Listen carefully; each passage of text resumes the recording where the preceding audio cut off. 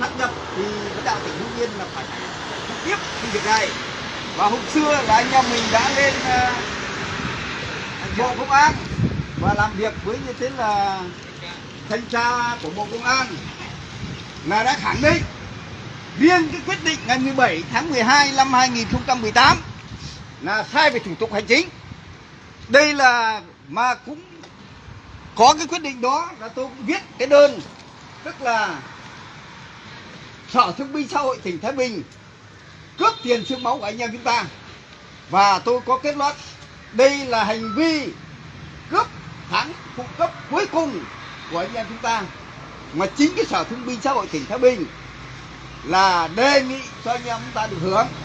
Và cũng chính cái Sở Thương binh Xã hội tỉnh Thái Bình đã đề nghị như thế là cắt của chúng ta. Thế hôm nay là chúng ta là đến đây cũng không được tiếp. Mà một cái sở của một tỉnh lớn mà công dân đến phải ngồi vạ ngồi vật ở ngoài bậc lên xuống, rồi đứng đâu thì đứng, thì không hiểu là lãnh đạo của tỉnh Hưng Yên mới là như thế nào. Đấy, thì bây giờ là tôi có mấy lời để các bác như thế là từ trước đến giờ đều là giao tôi làm cái việc này. Cái này là anh em mình hô khẩu hiệu, rồi là sang như thế là chỗ như thế là thanh tra của tỉnh giao nộp đơn tố cáo cái Sở Thương binh, rồi là anh em mình về. Đảng Cộng sản Việt Nam Quang Vinh 15. Đảng Cộng sản Việt Nam Quang Vinh 15. Đảng Cộng sản Việt Nam Quang Vinh 15. Đã đảo Sở Thương binh Xã hội tỉnh Thái Bình tham nhũng chính sách người có công. Đã đảo Sở Thương binh Xã hội tỉnh Thái Bình tham nhũng chính sách người có công. Đã đảo Sở Thương binh Xã hội tỉnh Thái Bình tham nhũng chính sách người có công. Yêu cầu thanh tra chính phủ về Thái Bình thanh tra việc làm sai chính sách người có công của Sở Lao động Thương binh Xã hội tỉnh Thái Bình cũ. Yêu cầu thanh tra chính phủ về Thái Bình thanh tra việc làm sai chính sách người có công của Sở Lao động Thương binh Xã hội tỉnh Thái Bình cũ. Yêu cầu thanh tra chính phủ về Thái Bình thanh tra việc làm sai chính sách người có công của Sở Lao động Thương binh Xã hội tỉnh Thái Bình cũ. Yêu cầu.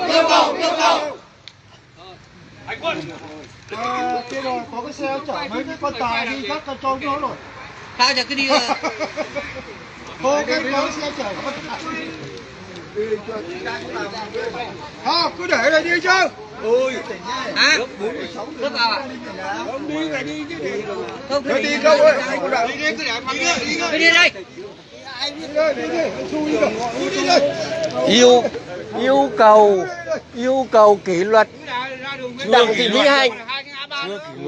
Kỷ luật tôi thấy còn gì nữa mà không đến bao giờ kỷ luật, sắp chết cả rồi nếu mà không kỷ luật. Sắp chết chưa? Chết rồi mình làm sao sống được lâu được vậy. Chết rồi là nó xóa nhòa luôn. Chết rồi nó xóa nhòa hết.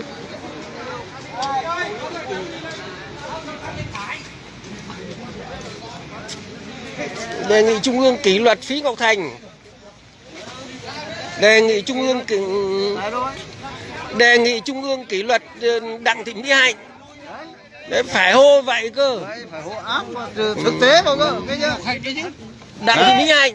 Đặng Mỹ Hạnh, Phí Ngọc Thành. Đó. Đấy, người có công và người Thông thi Trần Đống, Trần Hữu Thông. Đấy, rồi là cái thằng Bùi Công Nhan đấy, nó phải moi nó ra. Bùi Công Nhan này moi ra hết thì mới được kỷ luật. Chứ không phải là đả đảo Sở Thương binh Xã hội. Đề nghị kỷ luật, đề nghị Trung ương kỷ luật. Nước hết mọi chức vụ trong đảng. Đúng rồi. Khai trừ ra khỏi đảng.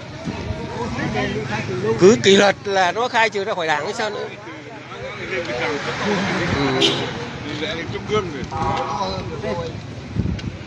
Vậy thằng ấy giờ về quê rồi.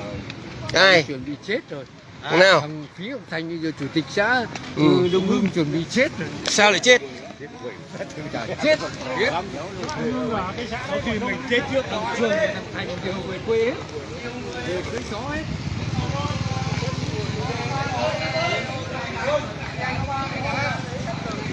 Đề nghị Trung ương kỷ luật đi.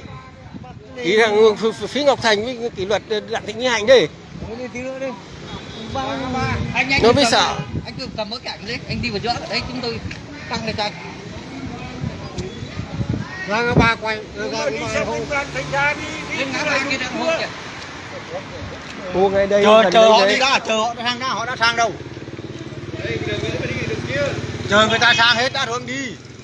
Đúng rồi. Đi, ra ngoài kia. Chờ người ta sang, người ta đã sang hết đường đâu. Sang đi. Cái để rồi đội hình nhá. Vâng.